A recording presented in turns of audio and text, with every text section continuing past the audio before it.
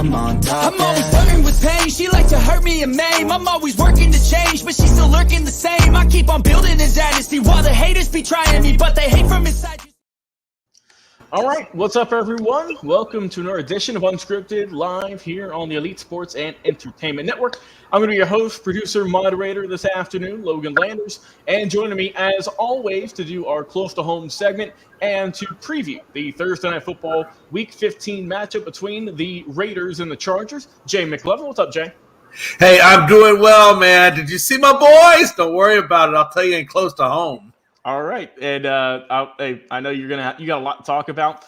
Another guy who has a lot to speak about, Frankie the Yankee. What's up, Frankie? What's going on, guys? So glad to be here. Can't wait to talk about my team Close to Home segment. Not the Patriots. They won, though. Yeah, but we're already home, Logan. I got you. Home. And, of course, our resident stat guy, Dustin Reese. Dustin, how you doing, my friend? Oh, just navigating through Chicago traffic right now. Best of luck to you, my friend. Safe travels for wherever it is, where the heck you're going this week. Guys, if you enjoyed this episode here today, give us a like, follow, share, and subscribe on all of our social media platforms. Best way to do so is our link tree, which is in the description of all of our episodes. So, without further ado, let's get into it, our Close to Home segment.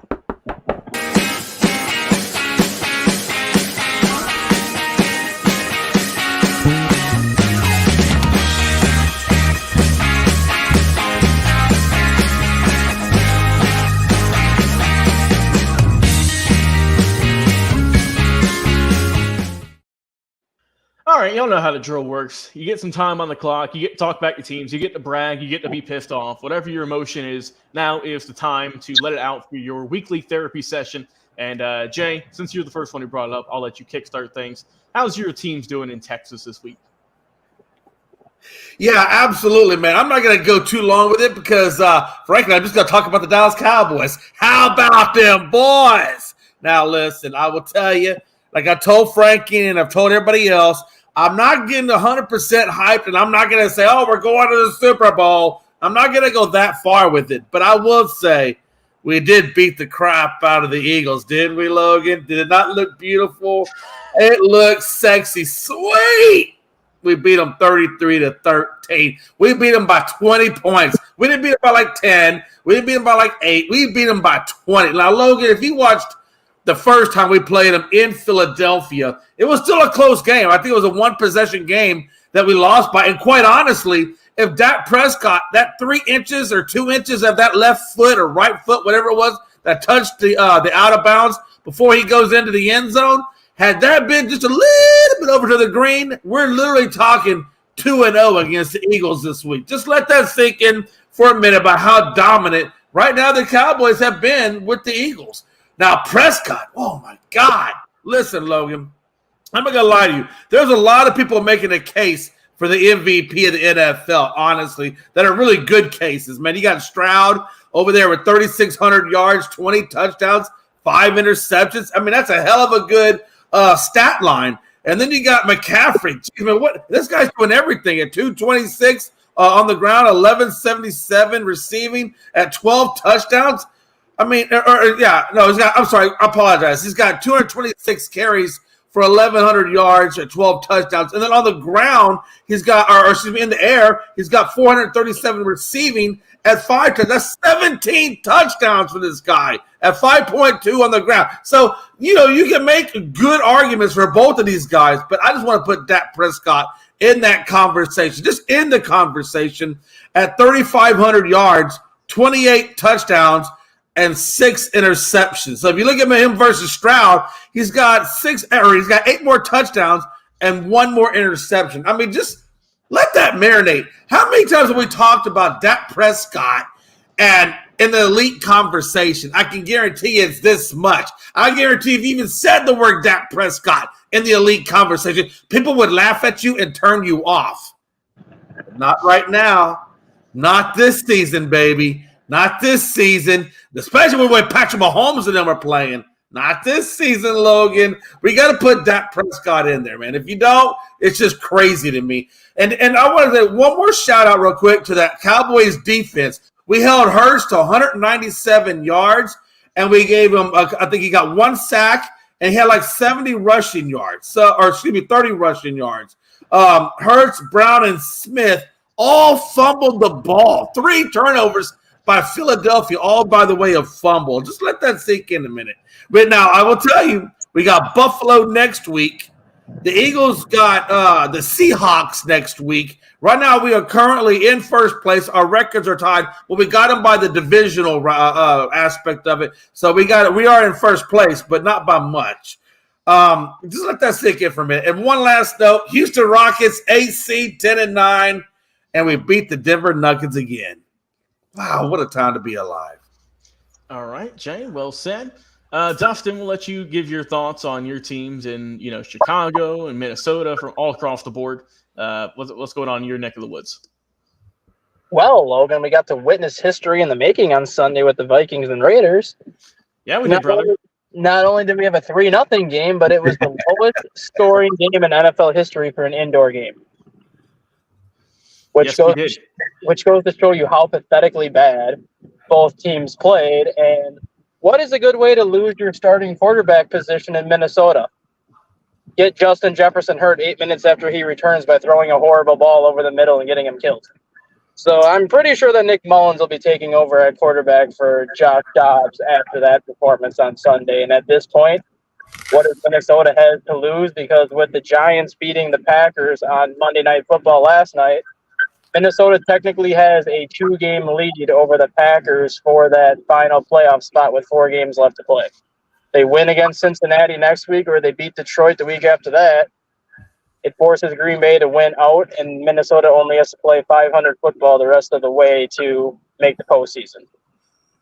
I know a lot of Viking fans have been very upset with Kevin O'Connell this year and just kind of his play calling and a lot of the things that he's done. But I look at it and I kind of put in perspective, name another team in the NFL that lost their starting quarterback, that lost their number 1 receiver for 8 weeks, that lost their number 2 running back 5 weeks ago and has a number 1 running back that really hasn't been productive at all this season. And you can make the case that Minnesota has the most injured team in terms of their skill players. And yet they're still in the position that they are in. And Kevin O'Connell is a reason for that. But the biggest reason for that is Brian Flores on the defense side of the ball. This Brian Flores acquisition that Minnesota made to get this man to come to Minnesota to be their defensive coordinator is going to go down as the best offseason move in the NFL this year. This defense was ranked 31st in yards allowed last year, 32nd in points allowed last year. And what has Brian Flores done since he's come here? Minnesota is fifth in the NFL in yards allowed and 5th in the NFL in points allowed. That just goes to show you what a competent defensive coordinator means to this team. And had he been the defensive coordinator last year, when you look at how much success this team had last season, who knows how good Minnesota could have been. Instead of being 11-0 in 1-score games last year, they could have had a lot more multi-possession wins last year because of how good the defense looks this year. And getting into basketball for a minute, you have the Chicago Bulls who they're getting investigated by the NBA, but it's very quietly being done. And the main reason is a lot of the league does not think Zach LaVine is as hurt as the Bulls have said he is. He originally was supposed to be out 1 or 2 games with a foot injury. Then they said he was going to be out a week with a foot injury. Now they're saying he's out 3 to 4 weeks with a foot injury. Ironically, when that time frame is up, it's going to be January 15th, which is typically when all of the big trades in the NBA start to happen. So right now, I think a lot of people think the Bulls have a deal in place to deal Zach LaVine already, and they're only sitting him because they don't want him to get hurt and risk having the deal not fall through. But in hindsight, the Bulls have played better without Zach LaVine in the lineup. They're 4-1 without him. They took the Bucks to overtime last night before falling by 4, so they almost won 5 in a row. And the team just is playing better without him. Kobe White is proving that he is a legitimate scorer in this league. DeMar DeRozan has got back to the DeMar DeRozan he was a couple of years ago. Patrick Williams is stepping up. Other guys like Alex Caruso are playing better.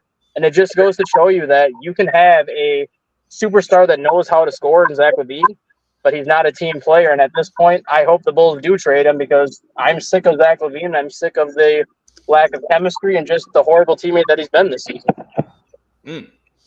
Well Well said. And of course, we all know Alex Caruso is the best bald-headed player in Bulls history. And Best white guy. yeah, I was about to say. And of course, Frankie the Yankee. Frankie, I know you've had a good week. Talk about your teams, my friend.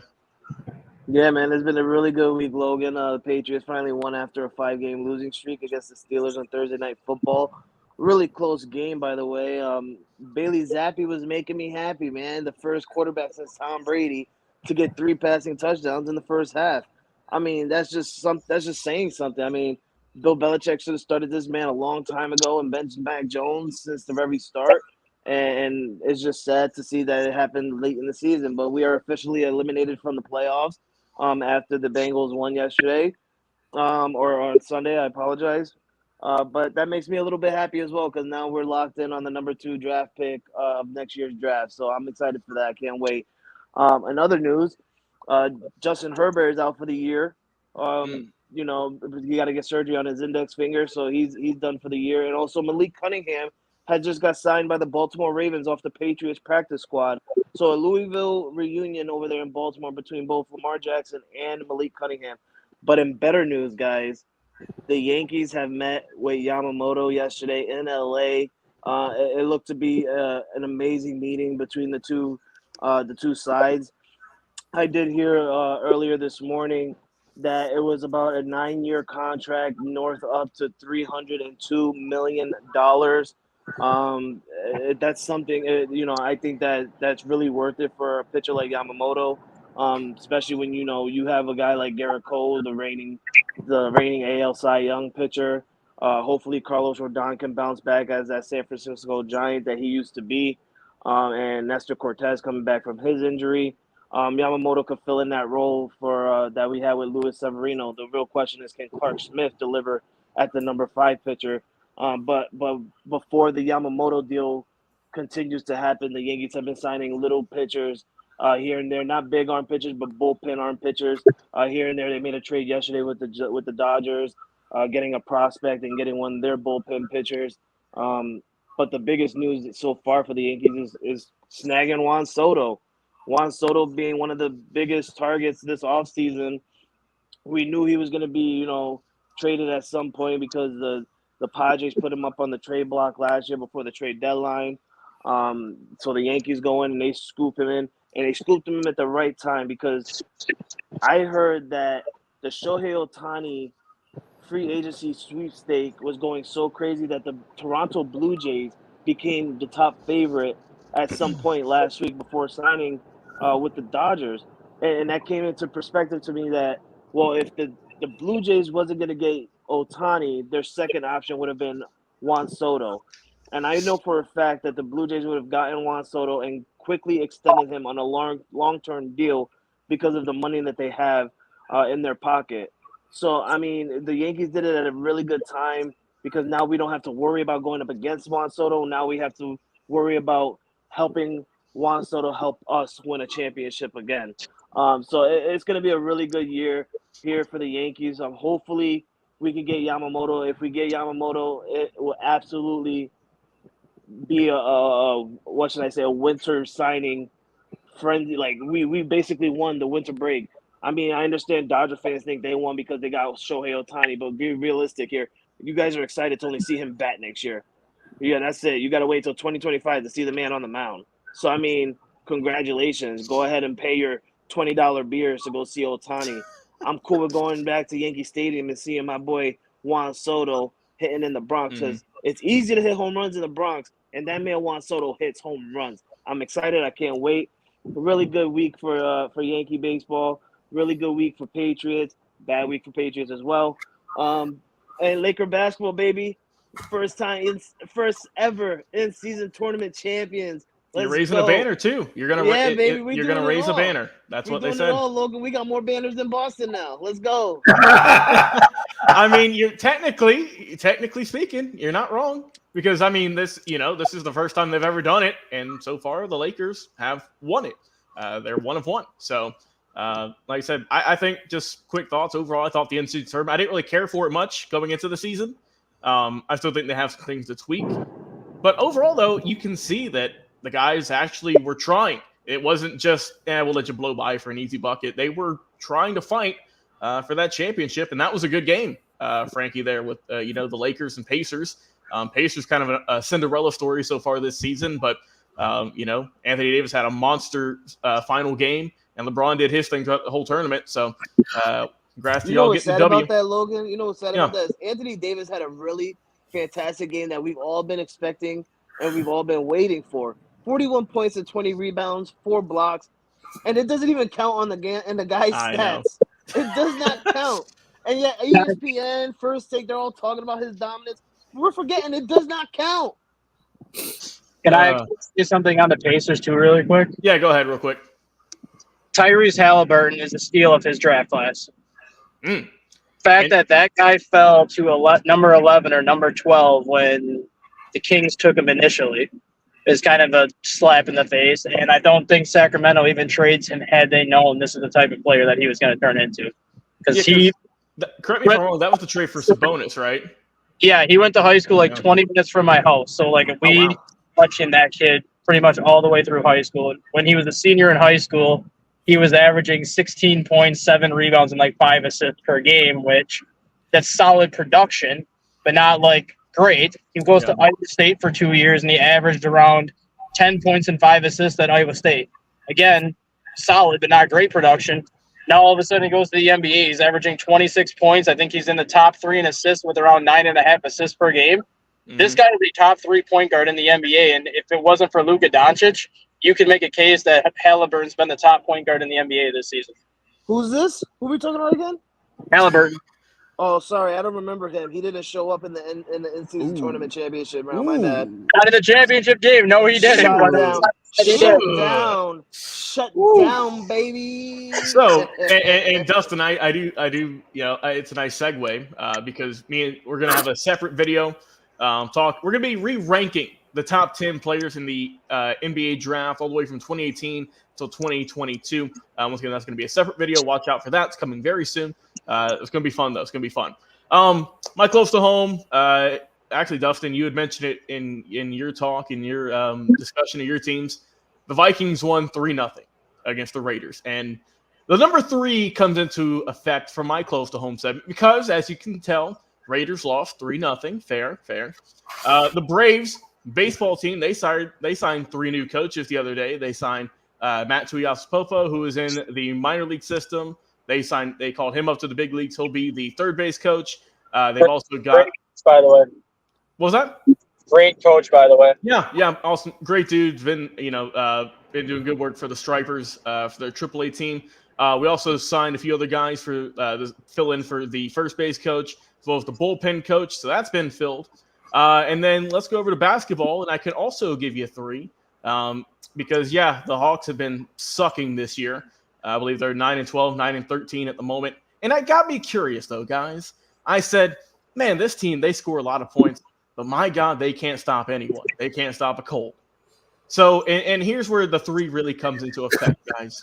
They're top 3 in terms of scoring per game. They average around 122 points per game, which is top 3. Indiana's number 1, Milwaukee's number 2, and then Atlanta is number 3. However, and like as Jay says, and a comma, they are bottom 3 in defense. And when you look at that, they give up, 122. Washington's dead last. Indiana, surprisingly, they're 29th, and then Atlanta's 28th. So not much to say. They're screwed. They just got a super young team, man. And they just haven't gelled, hopefully yet. But I'm not expecting a whole lot for the rest of the season. It's going to be more of like we saw last year. It's going to be 500 ball. It's going to be win some, you lose some. Oh, well. At least I can watch Trae Young highlights on repeat. Anyways, let's get into the meat and potatoes. Oh, and speaking of the Raiders, here we are again. Thursday Night Football, Week 15 kicks off. Las Vegas and Los Angeles Chargers, Raiders. As y'all mentioned, Justin Herbert not going to be playing in this one. And this is, yikes. This is just a bottom barrel for the AFC West here. Frankie, I'll let you start things off. Who's winning this game? This is like a game that, realistically, nobody wanted to watch or talk about the Patriots and Steelers last week, and it just reverted to this game this week. I don't think nobody's going to want to watch it. Nobody's going to want to see it. Nobody's going to care about it. I'm pretty sure the over-under is going to be lower than the Steelers and Patriots last week. So we're going to get another history-making moment tonight, or on Thursday night, I'm sorry. But with Justin Herbert being out, man, I really don't know. I'm going to have to go and say the Raiders are going to win this one, just because, like, the Raiders are more right now with the better coach. They have better players. The Chargers have a banged-up Keenan Allen and Austin Eckler, who's also not fully 100%, compared to the Raiders, who got Josh Jacobs, Devontae Adams. It's just going to come – honestly, this game is just going to come down to the quarterbacks, realistically. But I got the Raiders in this one. All right, Dustin, who's taking this one? Well, I mean, just how we drew it up, right? Easton Stick versus Aiden O'Connell starting this game instead of Jimmy Garoppolo and Justin Herbert. I'm pretty sure that's what everyone had when the season started, right? Yeah, No. totally. Yeah. In all seriousness, I'm not going to say this is going to be another 3-0 game, but it's going to be ugly. Aiden O'Connell has shown some signs of promise here and there, but as we saw last week against Minnesota, he still has a long ways to go in terms of being a quarterback, but that's kind of what happens when you're a mid-round quarterback. I believe he was a 4th or a 5th rounder, if I'm not mistaken, so it's not like he was highly regarded coming out of school as it was. And then you have a guy in Easton Stick who really hasn't shown much. The only thing that he showed on Sunday was he can at least get the ball to Quentin Richardson. That's something that Justin Herbert couldn't do in 13 weeks because Richardson had the best game he's had since he's come into the NFL, and that's kind of a disappointing stat for him when he was one of the best receivers coming into the draft this year, but wasn't used right, and then Easton Stick got him going a little bit. This is one of those games where it's hard to pick because you have an unproven quarterback in Alex O'Connell. You have a guy making his first career start, Easton Stick. You have a guy in Brandon Staley who's probably going to be out of a job in 4 weeks. You have a guy in Antonio Pierce who's still auditioning for the job next year within the next 4 weeks. I'm going to call this game a tie. I'm going to go 13-13. Attaboy. All right. Yeah. I think that's the first time we've ever predicted. I like it, Dustin. We haven't had a tie this year, so we need one. I think. Yeah, okay. All right. Jay, do you also have a tie, or do you have a definitive winner? Well, I think I'm going to give a definitive winner, but it's not by a whole hell of a lot. I'll be honest with you on that one. I think this game, number one, goes into overtime in order to get that definitive winner. Man, I'll tell you what how much bad luck can a guy have? I mean, I feel bad for Herbert. Number one, he's got a bad coach. Number two, he has a fractured finger on the non-throwing. Then he gets a fractured finger on the throwing. I mean, how much more can a man take before he says, you know what, I'm going to get the hell out of L.A.? Jay, you're forgetting he's got Kellen Moore now, and look at how good the Cowboys' offense is now that Kellen's left. Yeah, hey, you forgot it was my turn. Just calm down. Go ahead. I'm just trying to say, man, and I'm just teasing with you, Dustin. You know that. But, yeah, Easton Stick, Aiden O'Connell. I mean, who would have thought this, right? I mean, it's crazy. I mean, I know you all said it comes down to the quarterback play, and I'm not going to say it doesn't. But I really think for me, it more comes down to the side of the ball that the quarterback doesn't control, and that's the run game. And that's why I kind of feel like it's going to be more, can Eckler outperform Jacobs, or will Jacobs outperform Eckler? I mean, that's just kind of how I see that. Chargers are coming off a loss, as we know, to Denver, 24-7. But the Raiders, for the love of God, Logan, you can't even beat the Vikings on 3-0, and you're coming off a 3-game winning. That's another 3 you forgot to put in there. You're on a 3-game losing streak in Minnesota. Oh my God, is the number 3 ever important in your life? Maybe 3. If the 3 is your lucky number, maybe you win the 4th game. Maybe that's the way I should be looking at that. I don't know. I am gonna give the Raiders. I'm going to change my mind. No. Because you know why? I think there's something there with the 3. I think that number 3, I think there's something there with that. And because of that, I'm actually going to switch it. I'm going to go with Josh Jacobs and the Raiders to get the win over the Chargers. I just think it's going to happen. I think you're going to break that number 3, and you're going to get that 4. You're going to get that number 4 win. So I'm going to go Raiders over Chargers, overtime, but I don't think it's going to be 13. I think it's going to be more like 10-3. Ooh, okay. High-scoring affair there, I see. All initially, and as you guys have said, before the season started, you're like, okay, this game could be solid, right? Late in the year, two teams who have potential. Nah. I have some words to describe this game, ladies and gentlemen. We have mundane, humdrum, dull, monotonous, uneventful, Boring. Yes, thank you. And tiresome, because I will be asleep during this game. I don't care for this game. Look, our season's cooked. We're done for. I hate Logan. that. I'd rather be in the Patriots' shoes right now, knowing we're eliminated from the playoffs. Can I just put my three? And can I put my three there? I got snoozer, catnap, and coma. Oh, I like this. Okay, Logan, your season was over from the moment that Josh McDaniels picked up the clipboard. Unfortunately, yes, and thank God he was fired.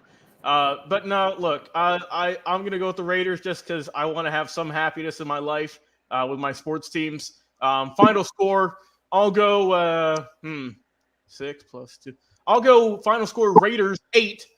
You get two field goals and a safety, and I'll go Chargers 3. So 8-3, my final score in this game. As always, what a game for the kickers! God, I'm about to say kickers are getting a workout. They're like that punter that if you do some research on that, Logan, there may not have ever been an NFL score that's 8-3. Hey, I'm looking for a scoregami. How about that? That's what I'm shooting for, fellas. Well, we know one thing. Whoever wins this game, the kicker's getting the game ball.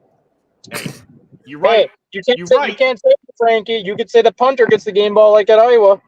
He's the MVP. What's you mean? Oh, all right. Well, guys, I appreciate y'all coming on as always. Frankie, Jay, Dustin, always it's a love. I've been your host, producer, Logan Landers. Enjoy some football this weekend, everyone. Don't enjoy this game. If you want to watch this game, just DVR it or something. Skip through the commercials if you need to. Skip through the game if you want to. Quarters even. But yeah, go enjoy your weekend. We'll talk to y'all again on our live episode.